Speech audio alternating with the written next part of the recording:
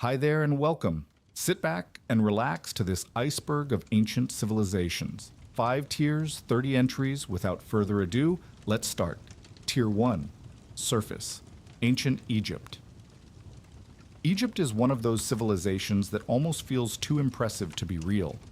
It ran for roughly 3,000 years, from around 3000 BCE all the way to 30 BCE, which is such a ridiculous stretch of time that Rome, which we think of as ancient, would have looked at Egypt the way we look at medieval Europe. It all started with the Nile. The floods there were unusually predictable, which meant that farming was unusually reliable, which meant that people could settle, pack in close, and build something that lasted. From that came hieroglyphic writing, a solar calendar, serious advances in medicine and mathematics, and of course the monuments, the pyramids, the temples, the obelisks, built using surveying and construction methods that engineers still find genuinely interesting. Religion touched everything. There were thousands of gods, an elaborate set of beliefs about what happened after you died, and mummification practices that were far more medically sophisticated than most people give them credit for. It's one of the best documented ancient cultures we have, and it still manages to surprise researchers pretty regularly. Ancient China. Chinese civilization is one of those topics where the further back you go, the blurrier it gets. But the blur is interesting. The traditional starting point is the Xia dynasty, which may or may not have actually existed in the form the ancient texts describe. What's archaeologically solid is the Shang, which gave us bronze technology, walled cities, royal tombs, and maybe most importantly, the earliest known Chinese writing, scratched onto what are called oracle bones. These were bones or shells used in divination, and the writing on them is recognizably ancestral to modern Chinese script.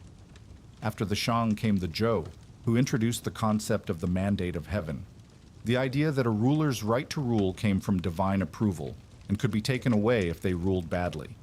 It sounds simple, but that idea shaped Chinese political thinking for literally thousands of years. Society at this point was organized around kin groups, ancestor worship, and a peasant farming class that kept the whole thing running. Ancient Greece. Greece is one of those cases where the influence is so enormous that it becomes hard to actually see it clearly. It's just sort of baked into the way Western civilization thinks about itself. What's easy to forget is that classical Greece was not a unified country. It was a loose collection of city-states that were frequently at war with each other, had completely different political systems, and sometimes felt more like rivals than countrymen. Athens and Sparta are the obvious example. One built something resembling democracy. The other built a militarized state so strict that male citizens essentially lived in barracks from age 7. Despite all of that internal friction, or maybe because of it, the period produced philosophy, drama, history as a discipline, early science, and mathematics that still have names attached to them that students recognize. The religion was polytheistic, organized around the Olympian gods, but also deeply local. Every city had its own cults and traditions layered on top of the broader shared mythology. Ancient Rome. Rome has a weird arc. It starts as a small city ruled by kings, becomes a republic that builds one of the most sophisticated legal and political systems the ancient world had seen, and then slowly transitions into an empire that, at its height, stretched from Scotland to Mesopotamia. The Republic's institutions, the Senate, the assemblies, the magistracies, were genuinely complex, and the Romans were obsessed with law in a way that almost no other ancient civilization matched.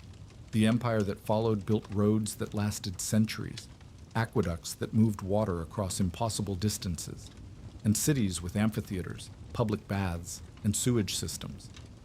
Latin spread with the legions, and it never really went away. It just fractured into French, Spanish, Italian, Portuguese, Romanian, and left fingerprints all over English.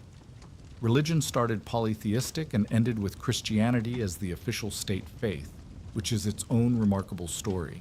Maya civilization. The Maya don't get nearly enough credit. There's a tendency to group Mesoamerican civilizations into a vague category of ancient pyramid builders, which flattens something that was genuinely remarkable. The Maya developed a fully functional writing system, one of only a handful ever independently invented by humans, and used it to record dynastic histories, rituals, and astronomical observations with real precision. The calendar work alone is striking. They tracked Venus with an accuracy that took European astronomers much longer to achieve, and they did it without telescopes. Cities like Tikal and Palenque had stepped pyramids, palace complexes, and ceremonial plazas that were clearly built by people who thought carefully about space and power and spectacle. Society was organized around divine kingship, and agriculture was intensive enough to support large, dense populations in an environment, tropical lowland jungle, that most people would not immediately associate with a thriving urban civilization. Carthaginian civilization. Carthage is one of history's great lost civilizations, and the fact that it's lost is largely Rome's fault. Founded by Phoenician settlers on the North African coast, in what is now Tunisia, it became the dominant maritime power in the Western Mediterranean, with colonies and trade networks stretching across Spain, Sicily, and Sardinia. The economy ran on seaborne commerce and agricultural estates, and the military relied heavily on mercenaries drawn from across the known world. They were excellent shipbuilders and navigators.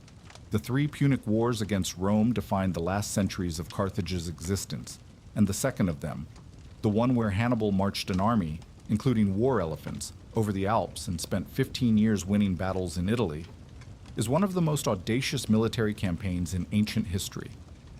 Rome eventually won, razed the city in 146 BC, and the written record of Carthage was largely destroyed along with it. Most of what we know comes from Roman and Greek sources, which is a bit like learning about someone exclusively from the person who defeated them.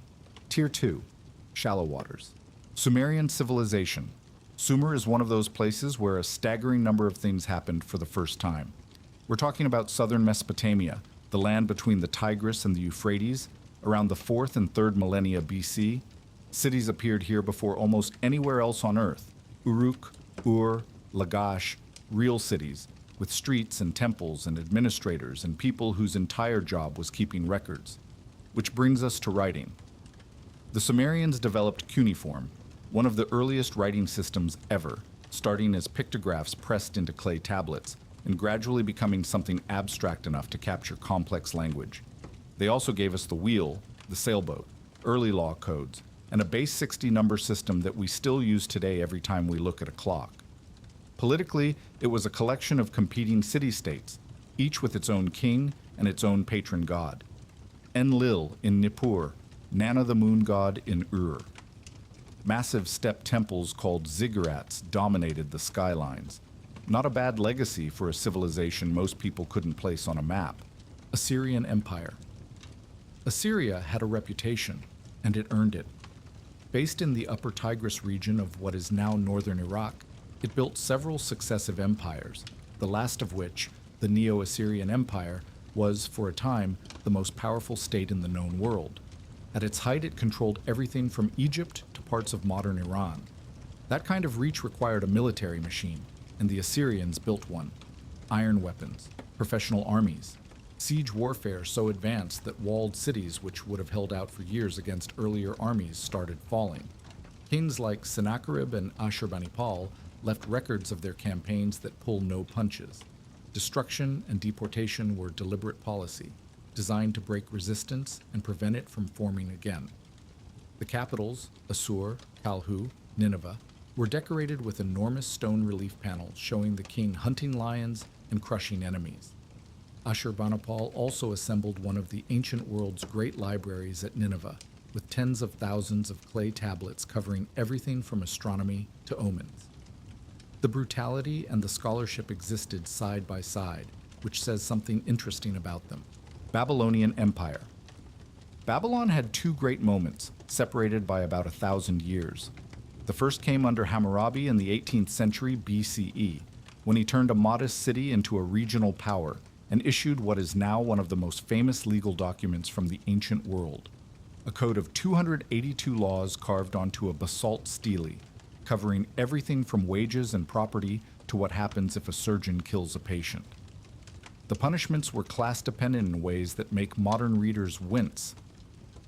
The second moment came with the Neo-Babylonian Empire, after Assyria collapsed. Nebuchadnezzar II rebuilt Babylon into something spectacular. Massive walls, the Ishtar Gate glazed in brilliant blue tile, grand temples to Marduk, and the Hanging Gardens, if they existed at all, which is still genuinely debated. He also conquered Judah, destroyed Solomon's temple in Jerusalem, and deported a large portion of the population to Babylon, an event recorded in the Hebrew Bible and still remembered thousands of years later. Babylon eventually fell to the Persians, but it stayed a major city for centuries after. Ancient Persian Empire. The Achaemenid Empire was the largest the world had seen up to that point, and it was run with a sophistication that tends to get overlooked. Cyrus the Great founded it in the mid-6th century BC, and within a generation, it stretched from the Balkans to the Indus Valley. Greeks, Egyptians, Babylonians, Lydians, and dozens of other peoples all under one administration.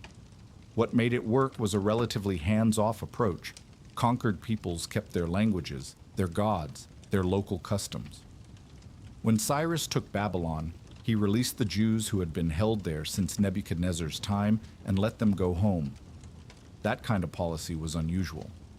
Darius I organized the empire into satrapies, provinces each governed by a satrap, and built the Royal Road, nearly 2,700 kilometers connecting Susa to Sardis, with relay stations so a message could travel the full length in a week.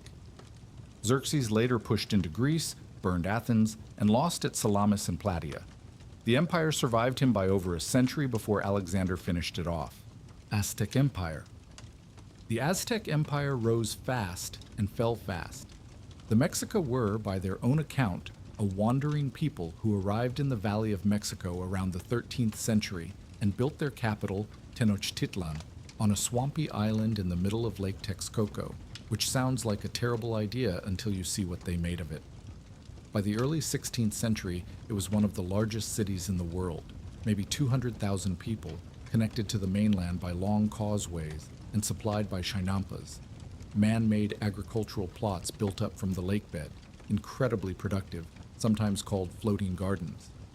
At the center of the city sat the Templo Mayor, a twin pyramid temple dedicated to Huitzilopochtli, god of war and the sun, and Tlaloc, god of rain.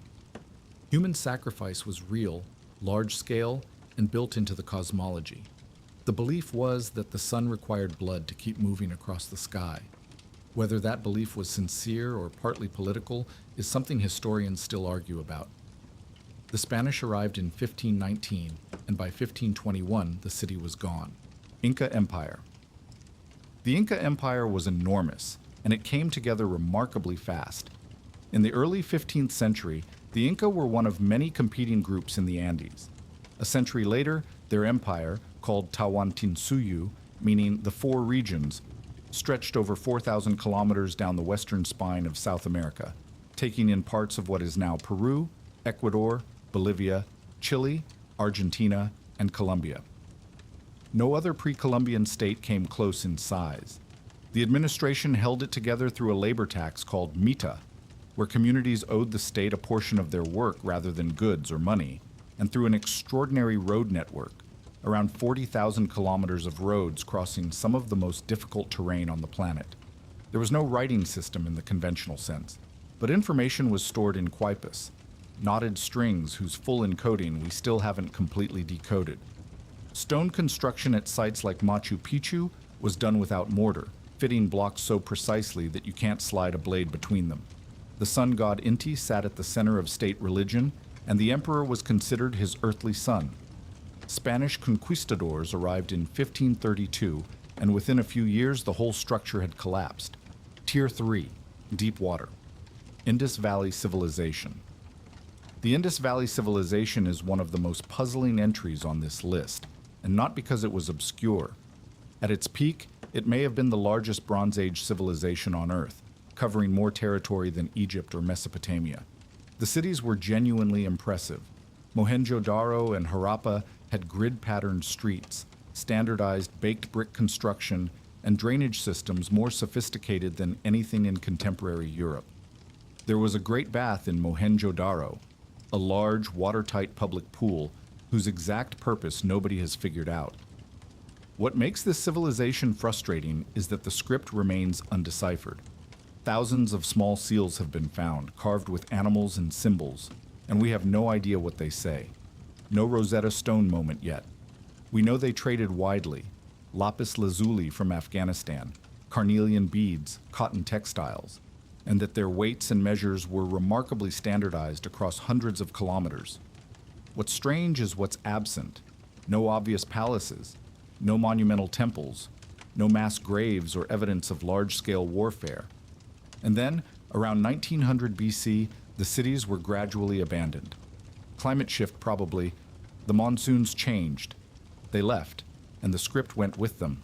Kingdom of Kush Nubia tends to get treated as a footnote to Egyptian history, which is both unfair and inaccurate. The Kingdom of Kush sat just south of Egypt along the Nile, in what is now Sudan, and it had a complicated relationship with its northern neighbor, sometimes a trading partner, sometimes a subject, and for one remarkable stretch, the ruler. Around 744 BCE, a Kushite king named Piye marched north and conquered Egypt. His successors formed what Egyptologists call the 25th dynasty, and they ruled Egypt for about a century. They were enthusiastic adopters of Egyptian culture, built pyramids, worshipped Amun, used hieroglyphics, though their pyramids were steeper and narrower than the Egyptian originals. When they were eventually pushed back south by the Assyrians, they retreated to Meroe, which became a major city in its own right. Meroe sat on large iron ore deposits and became one of the ancient world's significant ironworking centers, trading gold, ivory, and other goods across a wide network. The kingdom had its own script, Meroitic, which we can read phonetically but largely can't translate, because we don't understand the underlying language well enough. Powerful queens called Candaces governed at various points and appear in both local records and outside sources, including the New Testament. Kingdoms of Israel and Judah. The Israelite kingdoms occupy an unusual position in history. Small states by ancient standards, but with an outsized footprint because of the texts they produced. The united monarchy under Saul, David, and Solomon is well known through the Hebrew Bible, though how much of it reflects historical reality is genuinely debated among archaeologists. What's clearer is what came after. The kingdom split following Solomon's death: Israel in the north, with its capital at Samaria, and Judah in the south, centered on Jerusalem. Israel was the wealthier and more populous of the two, but politically unstable, cycling through dynasties. In 722 BCE, the Assyrians under Sargon II conquered it, deported a large portion of the population, and settled other peoples in their place, the origin of the 10 lost tribes tradition. Judah held on longer, maintaining the Davidic dynasty and Solomon's temple until Nebuchadnezzar II of Babylon destroyed Jerusalem in 586 BC and carried much of the population into exile. Out of that exile came a more defined monotheism, a vigorous literary tradition, and the texts that eventually became the foundation of Judaism, Christianity, and Islam. For a small Iron Age kingdom, the long-term consequences were extraordinary. Phoenician civilization. The Phoenicians didn't build the biggest empire or field the largest armies, but their influence spread further than almost any ancient culture, and most of it came through trade. Based along the Levantine coast, in what is now Lebanon and coastal Syria, they were organized into independent city-states: Tyre, Sidon, Byblos. Their real power was maritime. Phoenician ships were trading cedar wood, glass, metalwork, and luxury goods across the Mediterranean centuries before Rome existed. They founded colonies as they went: Carthage in North Africa, Cadiz in Spain, settlements across Sicily and Sardinia. But the thing that echoes loudest is the alphabet. The Phoenician script was a consonantal alphabet, 22 letters, no vowels, and it was simple enough that merchants and traders could learn it without years of scribal training.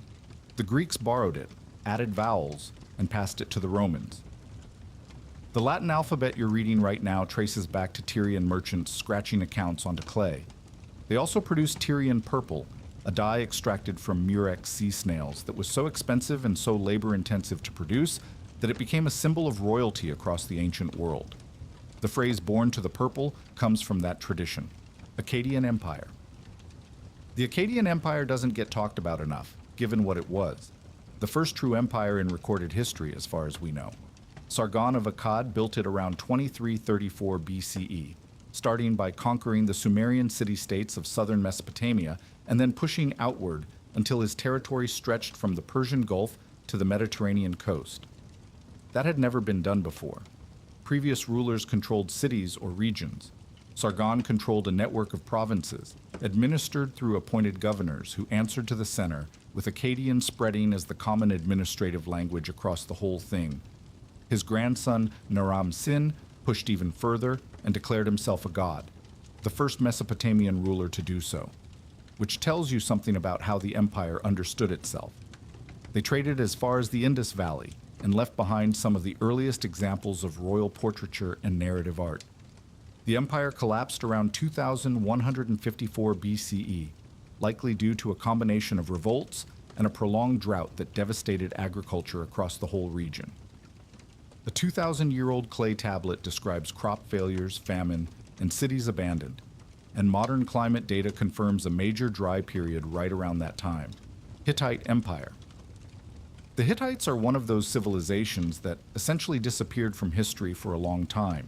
They're mentioned repeatedly in the Hebrew Bible, but for centuries nobody knew who they were or where they'd gone. Then, in the late 19th century, archaeologists started digging at a site in central Turkey called Hadassa and found an entire empire nobody had remembered. At their peak, the Hittites were one of the major powers of the Bronze Age Near East, controlling Anatolia and northern Syria and going toe-to-toe with Egypt. The Battle of Kadesh in 1274 BCE between the Hittites under Muwatalli II and the Egyptians under Rameses II was probably the largest chariot battle ever fought, somewhere around 5,000 to 6,000 chariots between the two sides. Neither won decisively, which is why both sides agreed to what is recognized as the earliest surviving peace treaty in history. A copy of that treaty in cuneiform sits in the Istanbul Archaeological Museum. Another copy, in hieroglyphics, is on the wall of the Karnak Temple in Luxor. The Hittites had iron weapons earlier than most of their neighbors, which gave them a significant military edge for a while. They collapsed around 1200 BCE, swept up in the broader Bronze Age collapse that brought down most of the major civilizations of the Eastern Mediterranean more or less simultaneously. Tier 4, Dark Waters. Olmec Civilization. The Olmec are often called the mother culture of Mesoamerica, which is a big claim, but not an unreasonable one. They were the earliest major civilization on the Gulf Coast of Mexico, flourishing from around 1200 to 400 BCE. And a lot of what came later, the Maya calendar, the ritual ball game, early writing, seems to trace back to them in some form. What they're most famous for, though, are the heads. 17 colossal basalt heads have been found so far, some up to 3 meters tall and weighing 20 tons, each one carved with distinct facial features that are almost certainly portraits of specific rulers. The remarkable part is that the basalt came from the Tuxtla Mountains, roughly 90 kilometers away, and the Olmec had no wheels and no draft animals. How exactly they moved those stones is still debated. Their ceremonial centers had earthen pyramids, plazas, and ball courts. The ball game was serious business throughout Mesoamerica, sometimes played for life or death. Jade and jaguar imagery show up constantly in their art. Cacao, which eventually became chocolate, was consumed ritually. Around 400 BCE, the major centers were abandoned. Whether it was drought, volcanic activity, or internal collapse, nobody knows for certain. Teotihuacan. Teotihuacan is one of those sites that makes you recalibrate your sense of scale. At its peak, around 400 to 500 CE, it was home to roughly 125,000 people, making it one of the largest cities on Earth at the time, bigger than most contemporary European cities. It sits northeast of modern Mexico City, and the ruins are still enormous. The Avenue of the Dead runs for over 4 kilometers through the center, flanked by platforms and temples, with the Pyramid of the Sun at one end, not the tallest pyramid in the ancient world, but by volume, one of the largest structures ever built. Nobody knows who built it. The city was already ancient and abandoned by the time the Aztecs found it, and they named it Teotihuacan, meaning the place where men become gods, because they assumed something that grand could only have been built by gods or giants. The inhabitants left no deciphered writing, so the founder's actual name for the city is unknown. What archaeology has found is a multi-ethnic population, apartment-style housing blocks, elaborate murals, evidence of trade reaching the Maya and the Zapotec, and signs of large-scale human sacrifice. Around 550 CE, the city's temples were systematically burned, probably an internal uprising rather than an outside invasion. After that, it was slowly left behind. Minoan civilization. Crete had something genuinely unusual going on in the Bronze Age. The Minoan civilization, which peaked roughly between 2000 and 1450 BCE, built palace complexes unlike anything else in the ancient Aegean. Knossos is the most famous, a sprawling multi-story structure covering around 13,000 square meters, with frescoed walls showing dolphins, bull leapers, and processions of women in elaborate dress. It had a drainage system. The frescoes at Knossos and other sites are striking partly because they feel almost modern in their lightness. Bright colors, naturalistic figures, a sense of movement. The society appears to have been prosperous and trade-oriented, with Minoan goods turning up in Egypt and across the Near East. What remains frustrating is the script. Linear A, used for administrative records, hasn't been deciphered, so we can't read their own account of themselves. We know the later script Linear B because the Mycenaeans adapted it for Greek, but Linear A, the Minoan original, stays silent. Around 1450 BCE, most Minoan palatial centers were destroyed, probably by Mycenaeans from the Greek mainland moving in. Knossos held on a bit longer under what looks like Mycenaean administration, then it too was abandoned. The labyrinth myth, the Minotaur, King Minos, all of that filtered through Greek memory of this place. Mycenaean civilization.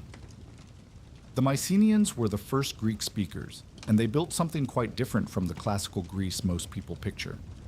Fortified palace cities dominated by warrior kings, thick stone walls, shaft graves packed with gold. The citadel of Mycenae itself, with its lion gate, 2 lions carved in relief above the entrance, still stands in the Peloponnese. Heinrich Schliemann, the 19th century archaeologist who excavated the site, found a gold funerary mask and immediately announced it was the mask of Agamemnon. It almost certainly wasn't. It predated the Trojan War era by centuries, but the name stuck. We can actually read the Mycenaean script, Linear B, and what it tells us is mostly administrative. Lists of goods, livestock counts, ration records. Not exactly thrilling, but useful. The palace system was highly centralized, tracking everything from chariot wheels to spice allocations. Then, around 1200 BCE, the whole thing collapsed as part of the broader Bronze Age crisis. Palaces burned, trade networks broke down, populations scattered. Writing disappeared from Greece for roughly 4 centuries. When it re-emerged using the Phoenician-derived alphabet, the Mycenaeans had become myth. Their kings and wars were preserved in Homer, transformed into gods and heroes, which may be why the Iliad and Odyssey feel the way they do. Memory of something real, run through centuries of oral tradition. Etruscan civilization. The Etruscans are one of the more underappreciated civilizations in Western history, largely because Rome eventually absorbed them and wrote most of the narrative. They occupied central Italy, roughly modern Tuscany and parts of Umbria and Lazio, from around 900 BCE onward, organized into independent city-states like Veii, Tarquinia, and Cerveteri. For a significant stretch of early Roman history, Etruscan kings actually sat on the Roman throne. The last 3 kings of Rome, by tradition, were Etruscan. Roman architecture borrowed the arch from the Etruscans, the toga, the gladiatorial games, augury, reading the future from the flight of birds or the entrails of animals, was an Etruscan religious practice that Rome took wholesale. Etruscan tombs are extraordinary. They were built and decorated as homes for the dead, with frescoes showing banquets, musicians, dancers, athletes. Sophisticated and genuinely joyful in a way that sets them apart from a lot of ancient funerary art. The language is partially readable. They used a Greek-derived alphabet. But the language itself is an isolate, unrelated to any known language family, so many texts remain only partially understood. Rome conquered the Etruscan cities one by one between the 4th and 1st centuries BCE, and they gradually dissolved into the Roman world. Celtic Iron Age civilization. The Celts are often imagined as a single people, which they weren't.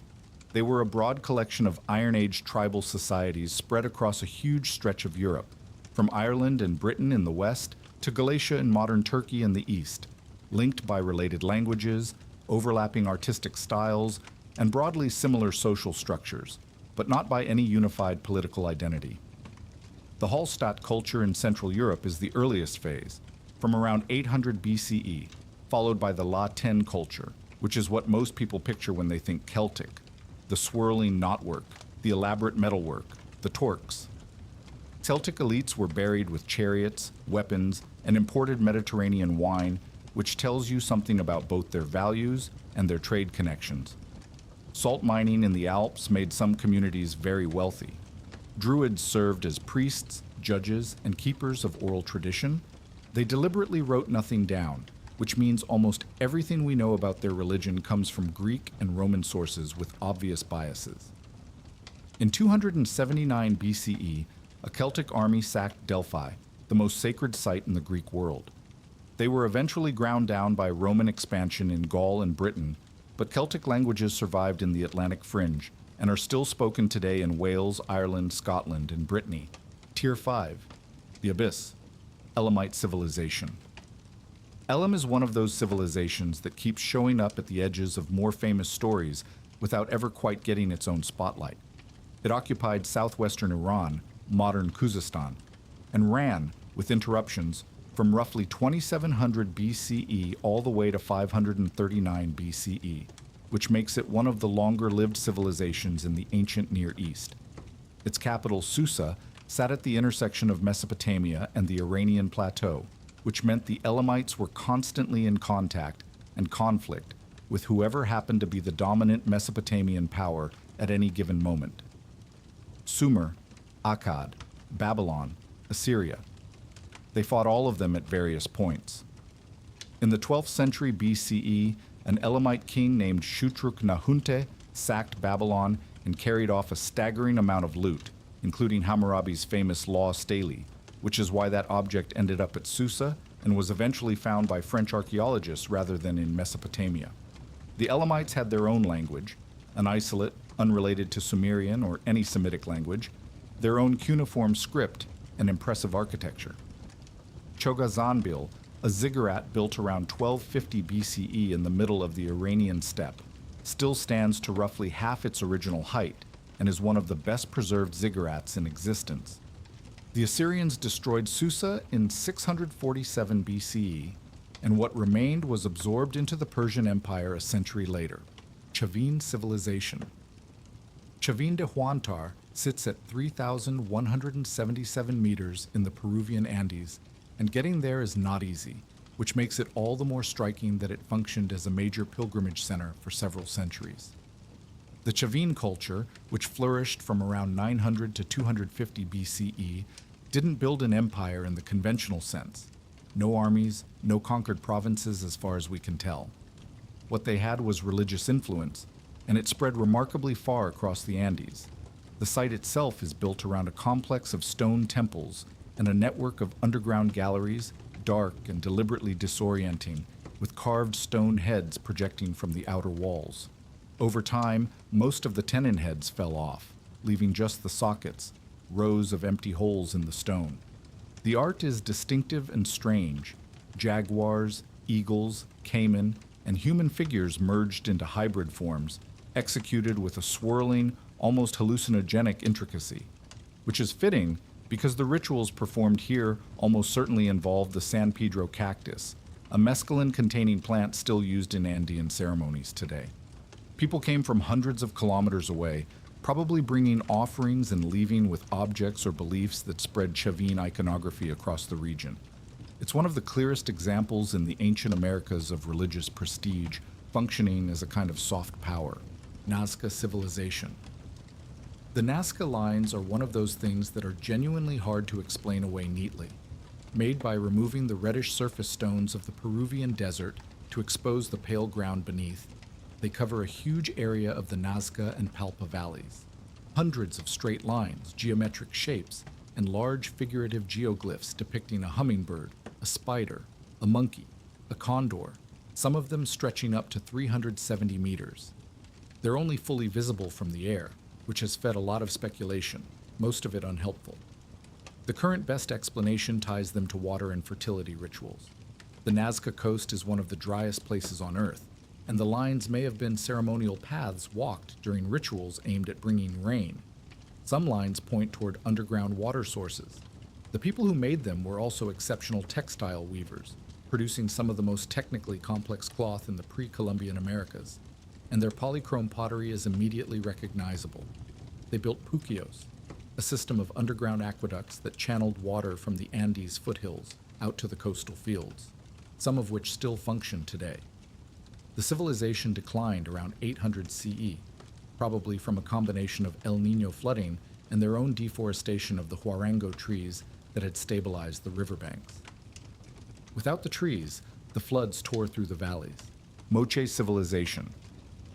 The Moche are not well known outside archaeological circles, which is a shame because they were producing some of the most remarkable art in the ancient world. Based on the northern coast of Peru from around 100 to 800 CE, they never formed a unified empire, more a collection of related polities sharing a common artistic and religious language. What they left behind is extraordinary. The Huaca del Sol, an adobe pyramid near modern Trujillo, is one of the largest pre-Columbian structures in South America, built from an estimated 140 million adobe bricks. Nearby, the Huaca de la Luna has preserved painted murals and excavated sacrificial remains.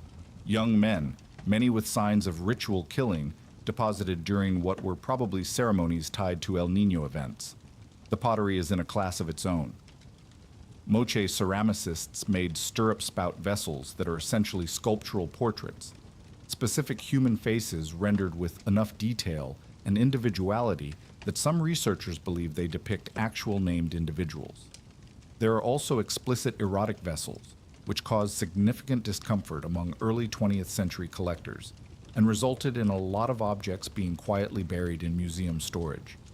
Irrigation canals running through the coastal desert supported agriculture in an environment that shouldn't really have supported dense populations.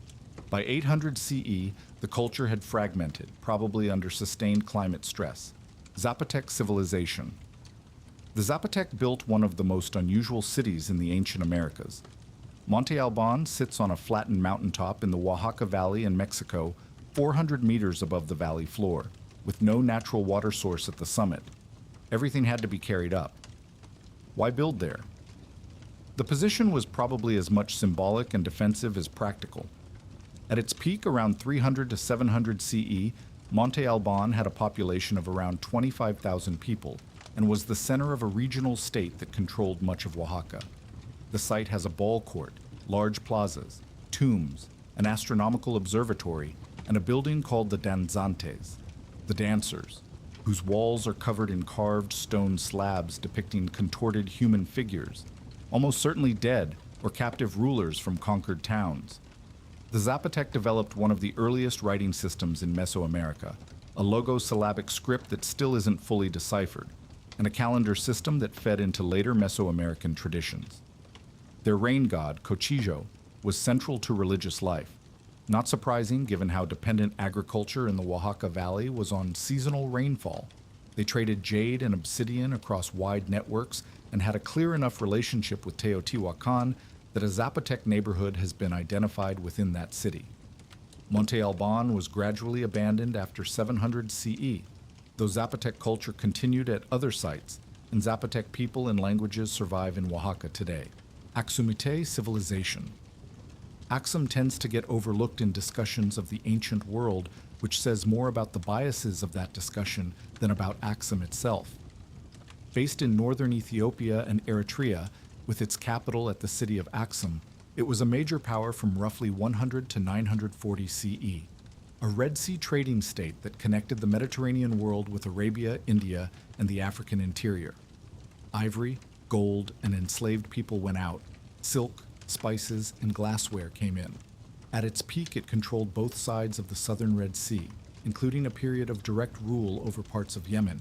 Around 330 CE, King Ezana converted to Christianity, making Aksum one of the first states in the world to adopt it as an official religion, roughly contemporary with Rome's own conversion. The Ethiopian Orthodox Church traces its origins to this moment. Aksum minted its own gold coins, one of only a handful of states in the ancient world with that capacity, and built towering granite stelae, monolithic obelisks, some of which stood over 30 meters tall. The largest one ever erected eventually fell, probably during construction, and lay broken on the ground for centuries. The Ge'ez script developed here and is still used as a liturgical language in the Ethiopian Church. Aksum declined from the 7th century onward as the rise of Islam shifted Indian Ocean trade routes away from the Red Sea corridor that had been the foundation of its wealth.